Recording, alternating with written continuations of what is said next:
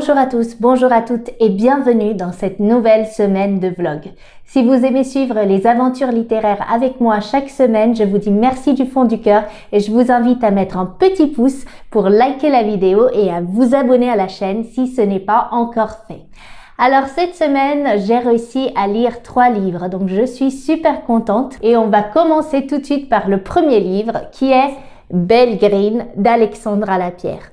Je ne vais pas m'étaler sur ce bouquin puisque je vous en ai déjà parlé pas mal dans les vlogs précédents ainsi que dans le book haul. Donc je vais juste vous dire que mon opinion au sujet de ce livre a changé. Effectivement, la semaine dernière, je vous disais que je ne savais pas si j'aimais ou pas ce livre, et bien finalement j'ai vraiment beaucoup apprécié. C'est un livre qui est purement historique, donc si on s'attend à vraiment un roman, et bien on va être un peu déçu puisque ça fait plus office, comme je vous disais la semaine dernière, d'un documentaire, d'un récit documentaire. Moi personnellement j'adore ça, donc finalement une fois que j'étais dedans, je n'ai pas pu m'empêcher de tourner les pages très vite. Effectivement, je me suis rendu compte qu'il y avait plusieurs raisons pour lesquelles je n'arrivais pas à rentrer dans ma lecture et c'était à cause du manque de temps et d'une petite panne parce que je n'avais pas beaucoup de concentration. Finalement, une fois rentrée à la maison, les choses sont revenues dans l'ordre et j'ai pu vraiment apprécier ce livre à sa juste valeur. C'était une femme avant-gardiste, une femme courageuse, une femme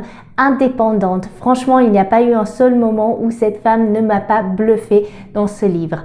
Déjà, comme je vous disais, s'inventer toute une nouvelle vie, ce n'est pas simple de vivre dans le mensonge tous les jours et j'ai trouvé qu'elle a réussi à faire ça splendidement avec beaucoup de classe et qu'elle a réussi à avoir la vie dont elle rêvait malgré le fait qu'elle était noire en pleine période de ségrégation. Et rien que pour ça, je salue le courage parce que c'est grâce à des femmes comme ça que la société peut évoluer. Quoi dire d'autre? Ce livre est enrichissant non seulement parce qu'on suit ce personnage principal qui est juste époustouflant, mais aussi pour tout ce qui en va de ce monde qu'elle va côtoyer. On va suivre plusieurs personnalités célèbres de l'époque, notamment bien évidemment JP Morgan qui a été son mentor, la personne qui l'a prise sous son aile et qui lui a permis de grimper les échelons et de faire partie de l'aristocratie américaine de cette époque-là. JP Morgan, pour qui ne connaît pas, était un banquier et financier de l'époque très connu qui est par la suite devenu aussi un collectionneur d'art, un collectionneur également de livres et qui s'est donc créé une place grâce à sa fortune dans le monde de l'art en général. Il n'y a jamais eu de relation outre qu'une relation, disons, père-fille. Il y avait quelque part une ambiguïté dans le sens que on est dans une société qui est très différente de celle dans laquelle on vit aujourd'hui, où le patriarcat était vraiment très présent et la femme n'avait pas le droit de s'exprimer. C'est assez particulier de voir comment Belle est vue comme une propriété.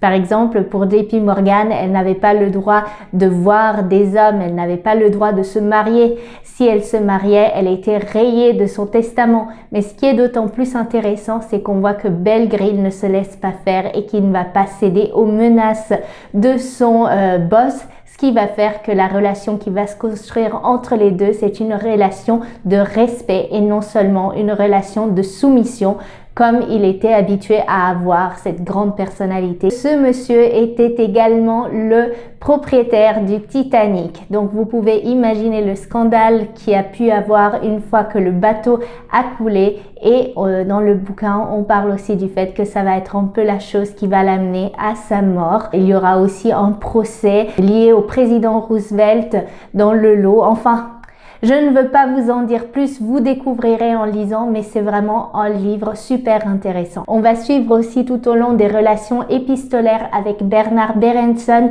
qui était l'amant de Belle Green, un historien d'art très connu. Souvent, on faisait appel à lui pour vérifier qu'un tableau ou une œuvre était réelle, qui n'était pas contrefaite. Et j'ai adoré aussi suivre l'histoire de cette personne qui pratiquait le libertinage avec sa femme et qui approuvait donc sa liaison avec Belle. Enfin, on parle d'un monde totalement différent, ces années, ce début du siècle, ces années 30, etc.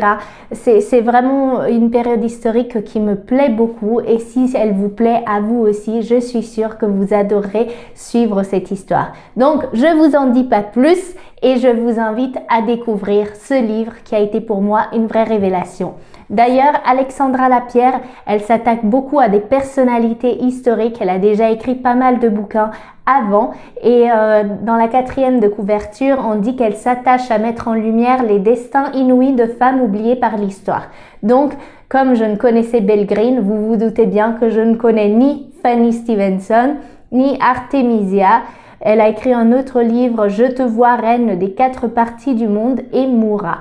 Tous ont reçu des prix et ça me donne vraiment donc envie de découvrir. Si vous avez lu quelques-uns de ces livres, n'hésitez pas à me le dire dans les commentaires. Je serais ravie d'avoir votre avis dessus pour savoir lequel sera le prochain que je lirai. Sinon, le prochain livre dont je vais vous parler est un livre que j'avais très envie de lire depuis plusieurs mois. Je l'avais acheté chez Emmaüs et il est la suite d'un coup de cœur que j'ai pu avoir l'année passée qui était Baignée de tomates vertes de Fanny Flagg. Si vous n'avez pas lu ce livre, il faut absolument le lire. C'est une pépite. Il est resté imprimé et marqué dans mon cœur parce qu'on rit, on est touché et le rythme est très soutenu. La manière d'écrire de Fanny Flagg est tout à fait originale. Donc, si vous n'avez pas encore lu ce livre, je vous encourage fortement à le faire. Sachez qu'il existe aussi un film qui s'appelle pareil, Baignée de tomates vertes ou Whistle Stop Café, quelque chose dans ce genre-là et qui a eu un énorme succès. Bien évidemment, certaines adaptations ont dû être faites à l'écran, donc je vous encourage vraiment à lire le livre d'abord. Donc, j'ai lu la suite de Baignée de tomates vertes qui est Retour à Whistle Stop. Alors, j'étais tellement contente de retrouver ces personnages qui m'avaient tellement émue l'année dernière. C'était comme retrouver de vieux amis. Vous savez, ces lectures doudou où on retrouve les personnages et on a l'impression de les avoir jamais quittés ou juste de les avoir quittés pendant un temps et qu'on sait qu'on les retrouvera plus tard. J'étais tout émue de retrouver ces personnages et j'ai adoré encore plus suivre la 2e génération. Dans ce livre, notre chère Fanny Flagg reste fidèle à sa plume, c'est-à-dire qu'il y a énormément de sauts de temporalité. La fin, je m'y attendais pas du tout. J'ai été surprise. Il y a beaucoup de rebondissements. J'ai ri, j'ai pleuré. Je me suis souvenue de choses que j'avais lues dans le tome précédent avec d'autres anecdotes parce que c'est raconté par des personnages différents. Voilà, ce que j'aime de ce livre, c'est que c'est un livre choral, qu'on a plusieurs personnages qui se mêlent à l'histoire et que du coup, en fait, c'est comme si on parlait avec un village et tout le monde raconte les histoires de son point de vue. Donc, c'est hyper attachant et je pense que ça me touche d'autant plus parce que moi-même, j'ai grandi dans un petit village d'Italie et que du coup, ça me rappelle un petit peu mon enfance. Le thème de base est l'amitié. Et ce que j'ai adoré, c'est que à cause du progrès, tous les petits habitants de Whistle Stop ont dû déménager et que ils ont tous gardé le contact jusqu'à leur dernier jour. Et ça, c'est vraiment touchant. Parce que je trouve qu'avec notre époque, avec Internet, tout va tellement plus vite. Et à l'époque, on n'avait que des lettres à s'envoyer. Donc, si vous aimez ces tranches de vie qui vous amènent dans un univers douillet, réconfortant, avec certes plein de thèmes difficiles aussi abordés, mais toujours avec beaucoup d'humour, eh bien, je vous invite vraiment à découvrir dans un premier temps Baignée de tomates vertes et par la suite le tome 2, Retour à Whistle Stop, signé Fanny Flagg. Depuis quelques jours, je me suis inscrite à la bibliothèque de ma ville et j'ai été très contente parce que déjà j'ai vu qu'il y a énormément de livres et de BD qui étaient sur ma wishlist et que du coup, je vais collecter petit à petit pour lire. Ça fera des petites économies à mon portefeuille et ça me permettra aussi de vider un peu la maison qui commence un petit peu à avoir trop de livres sur les murs. Je pense que si j'achète encore des livres, mon conjoint va me jeter par la fenêtre. Mais bon, qu'est-ce qu'il faut que je vous dise? J'en achèterai sûrement d'autres et il faudra qu'il fasse avec. Mais voilà, je pense que ça va être intéressant si j'arrive à calibrer ma vie entre bibliothèque et livres achetés. Tout ça pour vous dire que j'ai été à la bibliothèque et j'ai emprunté 3 livres et c'est 3 livres différents de ce que je vous propose normalement sur cette chaîne parce que ce sont 3 BD.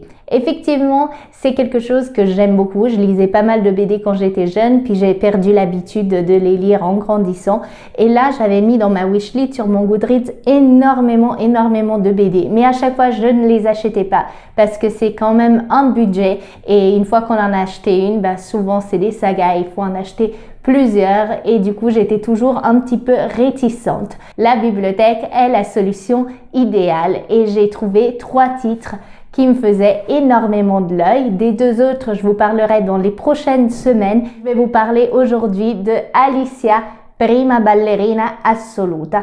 J'avais vu beaucoup passer cette BD sur Instagram et elle me faisait de l'œil parce que moi-même j'ai grandi un petit peu avec la danse dans ma vie, donc c'est un sujet qui me touche beaucoup. À travers ce portrait de l'intrigante danseuse étoile Alicia Alonso, Aileen Ofer et Mayalyn Gust revisitent la période post-révolution de Cuba où la dictature a fait du ballet national son meilleur instrument de propagande. Alors, quand on lit ça, on se dit que la BD doit être incroyable.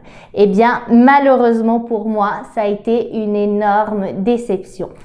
Alors, tout d'abord, les illustrations, je les ai trouvées très belles. Vous avez là un petit peu quelques planches. Vous en avez aussi dans d'autres couleurs. Ça reste toujours un petit peu sur les couleurs roses, mais parfois nous avons quelques petites exceptions. Par exemple, quand on parle du pays, c'est plutôt vert comme ça. Et je trouve que les couleurs sont très belles, les dessins sont très bien faits. Moi, en tout cas, ça correspond totalement à mon esthétique et j'ai beaucoup aimé ça. Mais par contre, pour moi, il y avait vraiment un problème de compréhension. C'est-à-dire que pour moi, souvent, les planches ne correspondaient pas au texte. Je m'explique mieux. Des fois, il y a un personnage qui va dire, par exemple, je vous fais un exemple tout bête, « Oh mince !» S'il dit ça, c'est qu'il s'est passé quelque chose. Vous avez beau regarder les planches 2, 3, 4 fois, vous ne comprenez pas pourquoi il dit ça. Et c'est hyper frustrant parce que du coup, on ne retrouve pas d'autres éléments qui nous font comprendre ce qu'il voulait dire ce personnage. Je ne comprenais pas bien où on voulait en venir. Et d'autant plus qu'il y a quelques sauts de temporalité. On va suivre d'abord Alicia quand elle va arriver au summum de la popularité. Ensuite, on va partir sur la vie d'une petite danseuse de Cuba. Ensuite, on va retourner sur Alicia vieille qui a perdu la vue. Enfin, pour tout vous dire, je ne pourrais vous donner une bonne explication de ce livre parce que je ne suis pas sûre d'avoir tout compris. La fin est complètement bâclée. En 2 pages, on a la rencontre des deux. Voilà, on s'exprime pas plus sur le sujet. On voit pas où ça veut en venir. Enfin, pour moi, c'était vraiment une lecture, mais qui m'a laissé aucun souvenir. En tout cas, de ce que j'ai pu en comprendre, Alicia Alonso, c'était une ballerina qui a été très connue parce que justement, elle a contribué, disons, un peu à propager le monde du ballet, la vision du ballet, qui est par la suite malheureusement devenu un instrument de propagande, mais qui a permis quand même aux gens de se raccrocher à ce sport, cet art qui est quand même assez incroyable. Je pense, de ce que j'ai pu comprendre, qu'elle a perdu la vue à cause de plusieurs maladies et accidents et qu'elle a donc terminé sa carrière aveugle et ça ne lui a pas empêché de danser, ce qui est incroyable parce qu'on sait tous que quand on ferme les yeux, eh bien, on n'a plus d'équilibre. Donc, imaginez faire des pirouettes, des pas de bourrée et des grands sauts sans la vue, ça doit être quelque chose. Imaginez aussi comment ça doit être difficile de s'orienter sur une scène, sur un plateau quand on n'a pas de yeux. Et c'était très intéressant parce qu'il y avait un tout petit passage, je pense une petite bulle où on disait que justement on lui installait des projos latéraux pour qu'elle puisse se repérer selon les différentes lumières que ça faisait sous ses paupières.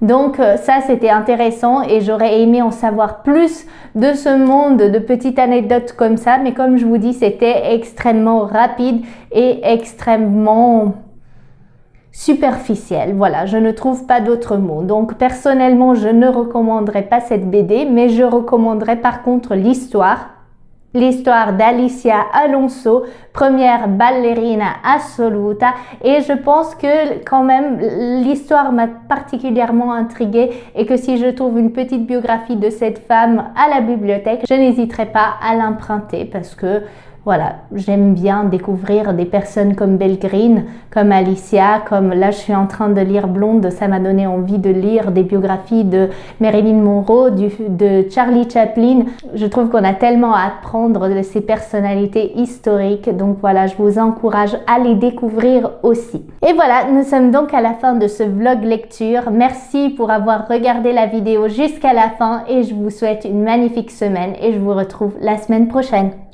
Ciao!